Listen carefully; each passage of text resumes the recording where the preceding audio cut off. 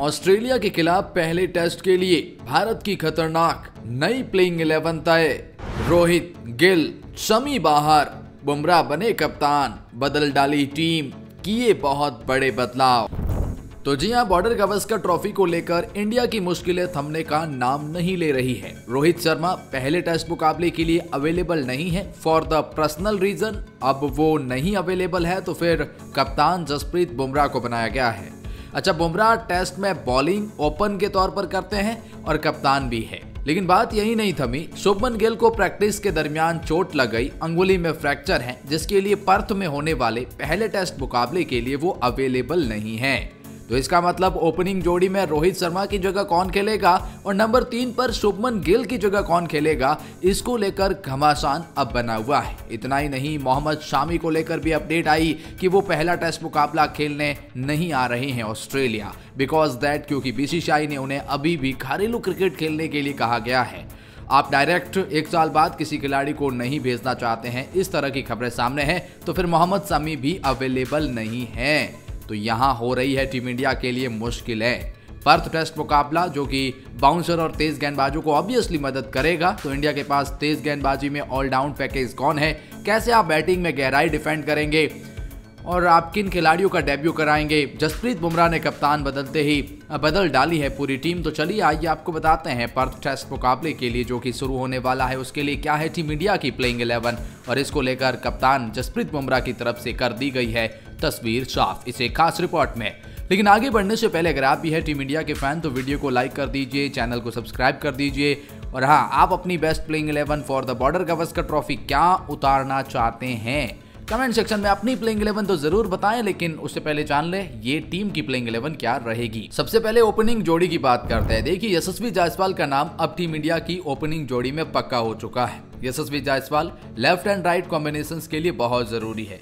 यशस्वी जायसवाल ने इंडिया यानी घरेलू मैदान पर तो रनों का अंबार लगाया है, फिर वो चाहे कोई भी टीम आई हो। न्यूजीलैंड के खिलाफ भी अच्छी परफॉर्मेंस रही है, उससे पहले आपने जो बल्लेबाजी करी थी इंग्लैंड के खिलाफ वो भी शानदार रही है। तो यशस्वी जायसवाल पूरी तरह से तैयार है ऑस्ट्रेलिया के लिए। हालांकि ऑस्ट्रेलिया में अभी तक वो एक भी टेस्ट मुकाबला नहीं खेले हैं, तो ऑस्ट्रेलिया के पिचों पर उन्हें वैसा एक्सपीरियंस भी नहीं है। लेकिन ये खिलाड़ी एक ऐसा खिलाड़ी है ना जो इंटेंट के साथ खेलता है, बहुत ही काबिल खिलाड़ी है, नई नई चीज़ें सीखते रहते हैं और हो सकता है अपने ऑस्ट्रेलिया में डेब्यू की बात कर रहा हूँ, ऑस्ट्रेलिया में डेब्यू में ये बहुत शानदार परफॉर्मेंस देकर आए और अटैकिंग अप्रोच है। नाथन लॉयन ने यहाँ तक कहा कि यार ये यशस्वी जायसवाल हमारे लिए खतरनाक साबित हो सकता है। तो यार जायसवाल को लेकर खौफ तो है ऑस्ट्रेलिया में, अब देखने वाली बात कैसी परफॉर्मेंस वो देते हैं। और इनके साथ में अब रोहित अवेलेबल नहीं है तो फिर केएल राहुल को खेलना होगा। अब जी हाँ, केएल राहुल एक ऐसे खिलाड़ी है ना कि आप इन्हें कभी भी कुछ भी करने के लिए कह सकते हैं। कभी कहते हैं टेस्ट में ओपन करो, कभी कहते हैं मिडिल ऑर्डर को संभालो, कभी कहते हैं विकेट कीपिंग करो। और केएल राहुल ना मतलब ऐसे खिलाड़ी है जिन्हें आप किसी भी पोजीशन पर खिला सकते हैं। अब रोहित शर्मा अगर अवेलेबल नहीं है, केएल राहुल के भी हालांकि चोट तो लगी थी लेकिन वो प्रैक्टिस कर रहे हैं तो अवेलेबल है और उस लिहाज से ये खेलेंगे पहले टेस्ट मुकाबले की ओपनिंग जोड़ी में। अच्छा, केएल राहुल अच्छी फॉर्म में नहीं है। आपने अंडर 19 वाले ऑस्ट्रेलिया में मुकाबले देखे होंगे, वहां पर केएल राहुल बहुत ही आसान से आउट हो रहे थे, ऑस्ट्रेलिया के पिचों को पढ़ ही नहीं पा रहे हैं। तो ऐसा तो नहीं है कि केएल राहुल अच्छी फॉर्म में है या फिर बहुत अच्छा कर जाएंगे, ऑब्वियसली कर तो जाएंगे, इसमें कोई डाउट नहीं है केएल राहुल के ऊपर, लेकिन हाँ फॉर्म अच्छी नहीं है, कॉन्फिडेंस इस खिलाड़ी का थोड़ा सा टूटा हुआ है, ये भी देखने वाली बात है। लेकिन ओपनिंग जोड़ी पक्की है, केएल राहुल और यशस्वी जायसवाल आपको नजर आएंगे। नंबर 3 पर वैसे तो शुभमन गिल खेलता है, लेकिन अब शुभमन गिल अवेलेबल नहीं है तो फिर अब सवाल है कि आपके पास बहुत सारे विकल्प है, लेकिन सबसे अच्छा और बेस्ट विकल्प जो इस वक्त है वो ऋतुराज गायकवाड़ को लेकर है। जी हाँ, ऋतुराज गायकवाड़ ने हाल ही में नेट्स पर अच्छी बल्लेबाजी करी, अच्छे कॉन्फिडेंट दिख रहे हैं। इंडिया की जो टीम थी जो कि एक ऑस्ट्रेलिया खेलने पहले आई थी, फिर वो जो है उसमें ऋतुराज गायकवाड़ थे। हालांकि उतनी अच्छी फॉर्म में तो नहीं है, एक बार फिर कह रहा हूँ ऋतुराज गायकवाड़, लेकिन यार ऋतुराज गायकवाड़ एक अच्छे बल्लेबाज है और टेस्ट में इन्हें डेब्यू करने का मौका इस श्रृंखला में मिल सकता है। ऑप्शन तो देवदत्त पड्डीकल का भी है, अभिमन्यु ईश्वरन का भी है, लेकिन यार ऋतुराज गायकवाड़ के साथ में इंडियन क्रिकेट टीम जा सकती है। अब ऋतुराज गायकवाड़ को एक बड़ी पोजीशन है और ऑस्ट्रेलिया में अगर ये खिलाड़ी अच्छा कर जाता है, क्योंकि यंग खिलाड़ी है, ज़्यादा दबाव लेंगे नहीं, और जब आपके पास ज़्यादा दबाव है नहीं तो फिर आप अच्छा करते हैं, इसमें कोई डाउट नहीं है। यहाँ पर एक ऑब्वियसली कॉल रहेगी ऋतुराज गायकवाड़ की। नंबर 4 पर विराट कोहली आते हैं, king Kohli, chase master Kohli. और विराट कोहली को लेकर ऑस्ट्रेलियन खेमा बहुत चिंता में है। विराट कोहली को लेकर बातें बहुत सारी हो रही हैं। विराट कोहली को लेकर रिकी पॉन्टिंग ने भी बातें कही, तो फिर ब्रेट ली ने भी कहा। अब देखिए विराट कोहली ना पिछले कुछ समय से घरेलू क्रिकेट में, फिर वो चाहे इंडिया हो, न्यूजीलैंड के खिलाफ एक साधारण सीरीज रही है, पिछले कुछ साल विराट कोहली के लिए उतने अच्छे नहीं हैं। हर कोई कह रहा है कि विराट पिछले 5 साल में केवल 2 शतक ही लगा पाए हैं, तो उतनी अच्छी फॉर्म में भी नहीं है। ऑब्वियसली बात है, ये बात सही है, लेकिन ऑस्ट्रेलिया में विराट कोहली का एवरेज 54 का है। ऑस्ट्रेलिया में विराट कोहली ने 6 सेंचुरीज लगाई हैं, 4 हाफ सेंचुरीज हैं ऑलमोस्ट। तो या ऑस्ट्रेलिया में विराट कोहली बहुत खुद को पसंद करते हैं, और जब आप विराट कोहली को पोक करोगे ना, फिर वो आपको जवाब देंगे। ऑस्ट्रेलिया ने यही किया है, विराट को उकसाया है, और अब जब उकसाएंगे बॉस को तो फिर आपको निकाला जाएगा बाहर धक्का मारकर। इसमें कोई डाउट नहीं है कि विराट कोहली बहुत तुरुफ के एके हैं। आप इन्हें अगर छेड़ेंगे तो फिर आपको छोड़ेंगे नहीं, ऑब्वियस बात है। तो फिर विराट कोहली आपको नंबर 4 पर इंडिया की मिडल ऑर्डर को संभालते हुए नजर आएंगे। आप विराट से उम्मीद करेंगे कि अपनी बैटिंग से अच्छी एबिलिटी दिखाए, अच्छे टच में दिखे, अच्छे फॉर्म में दिखे, और जो आप आउट ऑफ फॉर्म चल रहे थे इस ऑस्ट्रेलियन सीरीज में, उन सारे सवालों पर जवाब दे दिया जाए। तो नंबर 4 पर विराट कोहली, तो नंबर 5 पर आपके ऋषभ पंत आएंगे। ऋषभ पंत विकेट कीपर बल्लेबाज के तौर पर पहली चॉइस है। नंबर 5 पर लेफ्ट हैंडेड बल्लेबाज के तौर पर खेलेंगे। अब ऋषभ पंत की काबिलियत पर किसी को सवाल नहीं है। देखिए ये खिलाड़ी एक ऐसा खिलाड़ी है ना, जो एक अप्रोच के साथ में आता है, एक कैरेक्टर के साथ में आता है।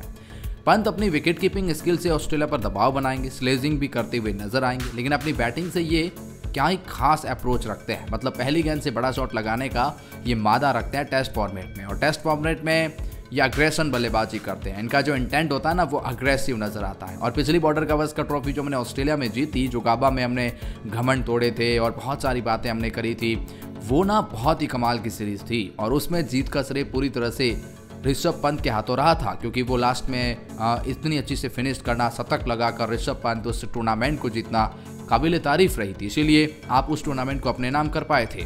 तो ऋषभ पंत आपके विकेटकीपर बल्लेबाज के तौर पर नंबर 5 पर रहेंगे। तो फिर नंबर 6 पर आप ध्रुव जुरैल के साथ में जा सकते हैं। अब देखिए ध्रुव जुरैल इसीलिए क्योंकि सरफराज खान सना कंट्री में खेले नहीं हैं, और ऑब्वियसली बात है ध्रुव जुरैल भी उतना नहीं खेले हैं, लेकिन ध्रुव जुरैल आपके एक अच्छे विकल्प हैं, आपको अच्छे टच में नजर आ रहे हैं। ध्रुव जुरैल एक विकेट कीपिंग के बैकअप के तौर पर भी रहेंगे। ध्रुव जुरैल एक अच्छे बल्लेबाज, इसमें कोई डाउट नहीं है।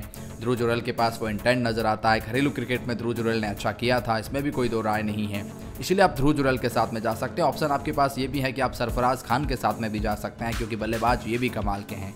सरफराज खान हालांकि पिछले कुछ समय से कुछ मैचों में अच्छा नहीं कर पाए हैं, तो शायद वो ऑस्ट्रेलिया में इतने बड़े प्रेशर को झेलने के लिए तैयार हैं नहीं हैं, वो भी सवाल रहेगा। ध्रुव जुरैल और सरफराज खान में आप किसी नंबर 6 पर मौका देना चाहेंगे, आप देख सकते हैं। तो नंबर 7 पर आपके बल्लेबाज रविंद्र जडेजा आएंगे। देखिए आप रविंद्र जडेजा पर आप डाउट नहीं करेंगे।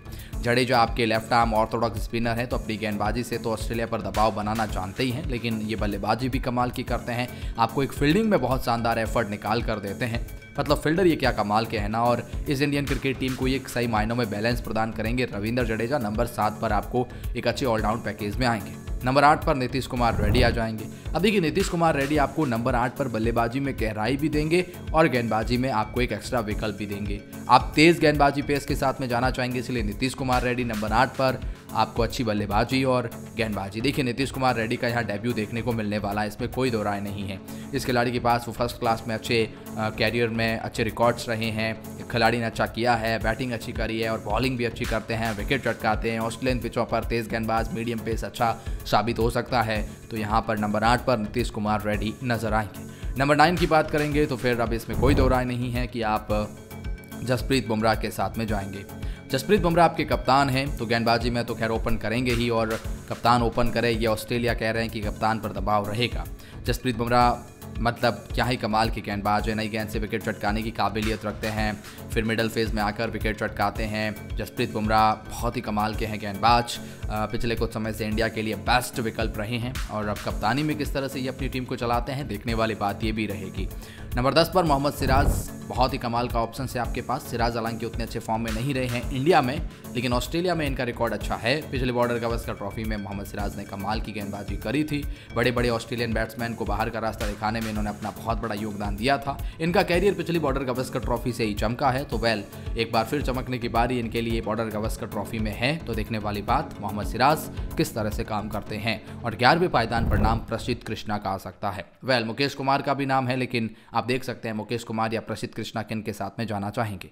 ये एक अच्छा विकल्प है कि आप देखते हैं, क्योंकि देखो प्रसिद्ध कृष्णा को अगर आप लेते हैं तो इनके पास एक अच्छी हाइट है और हाइट से इन्हें अच्छा बाउंस मिलेगा। तो एक एक्स्ट्रा ऑप्शन आपके पास ये भी रहेगा कि अगर बाउंसर्स मानी है तो आप प्रसिद्ध कृष्णा को भी लगा सकते हैं। और बाकी गेंदबाजी तो खैर ये कमाल की करते ही हैं, ये भी एक इंटरेस्टिंग कॉल रहेगी। तो कुछ इस तरह से इंडिया की प्लेइंग 11, प्रोबेबल प्लेइंग 11 हमारी ड्राई में।